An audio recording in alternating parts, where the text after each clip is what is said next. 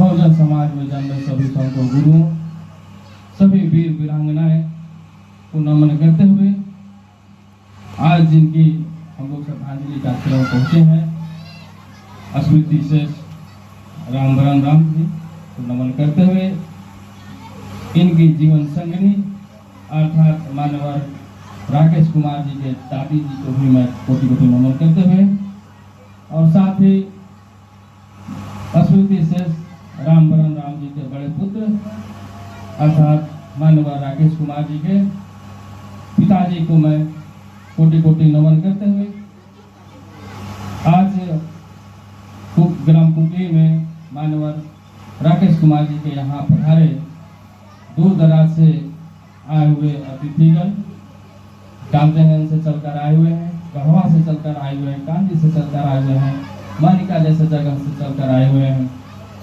और साथ ही हमारे अनुमंडल इकाई के सभी पदाधिकारीगण और ग्राम कुकली के सभी गार्जियन माताएं बहनें और इनके घर के सभी परिवार सदस्य को मैं अनुमंडल इकाई हुसैनाबाद की तरफ से मैं वीके रंजन सबको नवबुद्धा जय हिंद पेश करता हूँ।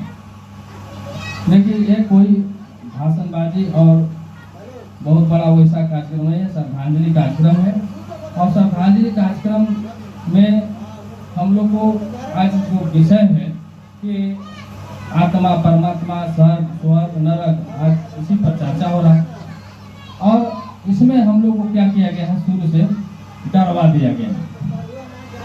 डरवा करके हम लोग को ठगने का काम करता है।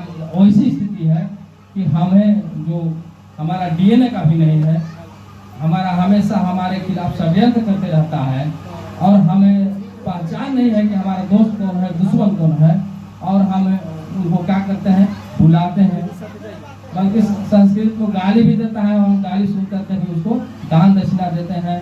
नाती की उम्र का है, ज्ञान में पढ़े लिखा नहीं है, मतलब ज्ञान किसी मामले में आगे नहीं है, फिर भी उसको गौर लेते हैं।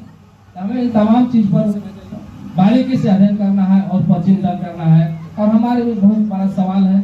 उस सब सवाल को एक एक सवाल को हम गौर करेंगे, उस पर बारीकी से चिंतन करेंगे तो हमें सब आ जाएगा। जैसे उदाहरण के रूप में मैं बहुत ज्यादा नहीं कहूँगा, लेकिन कुछ सवाल रखता हूँ, इस पर आप लोग को चिंतन करना है, सोचना है। जैसे मरने के बाद देखते हैं, डेथ होने के बाद लोग ढोल बाजा बजाता है।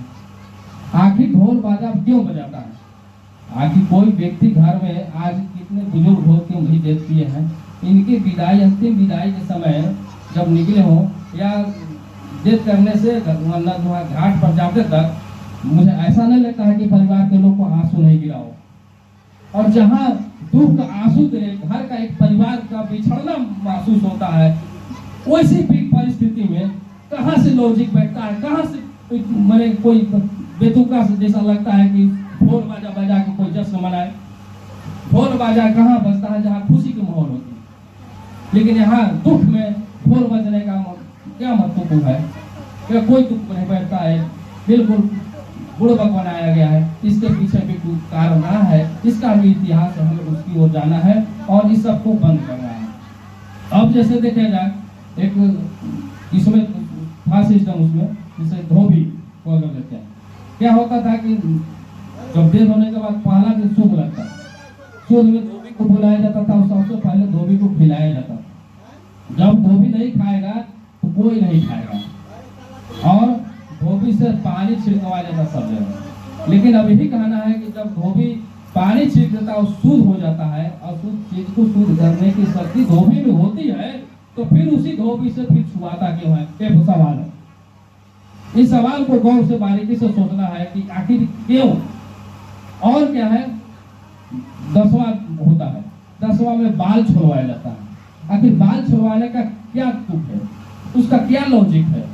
बाल छुड़वाने का मतलब, अगर हम छूतका के लॉजिक से छुड़वाते हैं तो महिलाएं ज्यादा करके माथा फटक फटक करके रोती हैं, तो ज्यादा छूतका तो महिलाएं में है, तो महिलाएं को बाल छुड़वाना चाहिए। पुरुष तो बल्कि अलगे रहता है, पुरुष तो सह लेता है, अपने आंसू को पी लेता है और दुख प्रकट नहीं होता है, कभी कभी आंसू चू जाता है और उस बर्दाश्त कर लेता है। लेकिन महिलाएं खूब रोती है पटक के, तो ज्यादा छूतका तो महिला में है। अब देखिए क्या है, पूर्व का ही पुरुष को भी जब बाल छिलवाया जाता है तो थोड़ा सा अल्टीनवा चूनिया छोड़ दिया जाता है। आखिर उस चूनी में जो छोड़ा जाता है, क्या वो अलग टाइप का कुछ पहचान है उसमें? अलग कलर है, अलग डिजाइन है, आखिर उसको कैसे पहचान किया जाता है कि उस चुनी में छुआछूत नहीं है? सब बाल छील देंगे और चुनिया छोड़ देंगे, तो आखिर उस चुनी में कुछ भी तरह का कुछ पहचान होना ना चाहिए भैया, कुछ होना चाहिए कि उसमें छुआछूत नहीं होता है। तो फिर आखिर क्यों छुआछूता के दृष्टि से जब छोड़वा रहे हैं तो पूरी छाप साफ करवा दीजिए। तो वहां भी देखिए पूर्वक बनाया जाता है। तो इस तरह से बहुत सारा चीज हमारे पास सवाल है और हम उस पर बहुत बारीकी से अगर जब अध्ययन करेंगे, चिंतन करेंगे, तब हमें समझ में आएगा। और हमारे बहुत सारे विद्वान हैं, उनका बात पढ़ेंगे, सुनेंगे, बहुत सारा हमारे विद्वानों का लिखा हुआ बुक है, उसको पढ़ेंगे।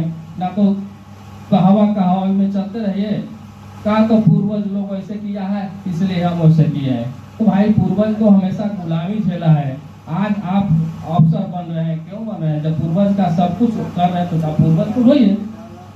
तो सब कुछ जब बदल रहे हैं तो उस सब कुछ में ये भी है, इस पर भी आप चिंतन कीजिए। तो इस तरह से बहुत सारा सवाल है और इस सवाल को खोज करके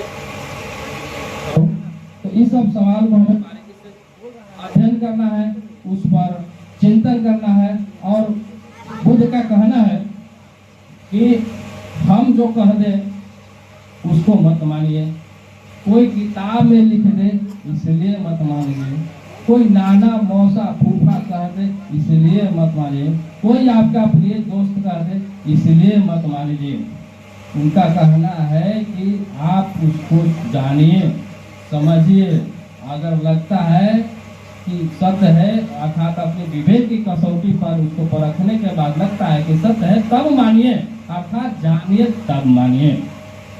तो हम लोग को जानना है और तब मानना है।